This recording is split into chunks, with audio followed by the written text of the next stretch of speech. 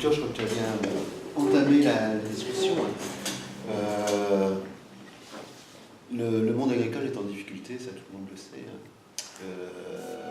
C'est quel type de réponse on doit apporter à ces difficultés? Les listes de droite soutiennent que la seule solution, c'est de continuer à concentrer la surface agricole utile autour de quelques exploitations.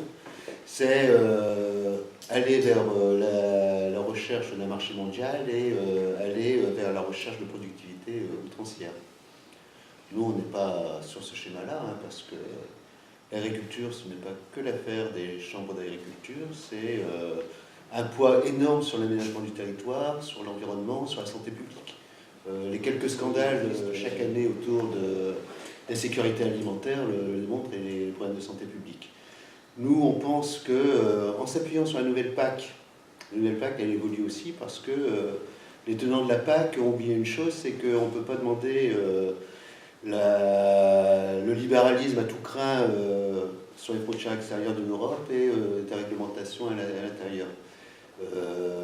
Donc la nouvelle PAC permet à une région de cibler un type de développement agricole, mais au-delà du développement agricole, un type de développement agroalimentaire aussi, avec 18 000 emplois quand même sur l'ensemble de la région, qui permet de respecter les territoires, qui permet de respecter l'environnement et qui favorise l'installation de jeunes.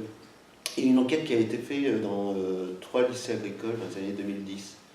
Les futurs jeunes agriculteurs disent, nous, ce qui nous intéresse dans le métier, c'est les marchés locaux, c'est notre autonomie en termes de structure et notre capacité à élever nos bêtes par nous-mêmes.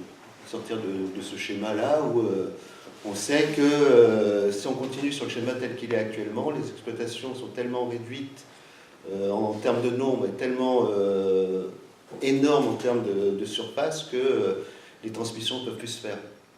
Donc on pense qu'avec tout ce qui est de la responsabilité de la région en termes de développement local, on peut non seulement favoriser les surfaces à taille humaine, on peut agir sur tout ce qui est le développement local et on peut agir aussi sur l'environnement parce qu'on a des terres qui sont en train de s'assécher avec l'utilisation des intrants, etc. Donc politiquement, on peut agir sur la crise agricole et apporter des solutions. C'est ce que nous proposons dans le programme.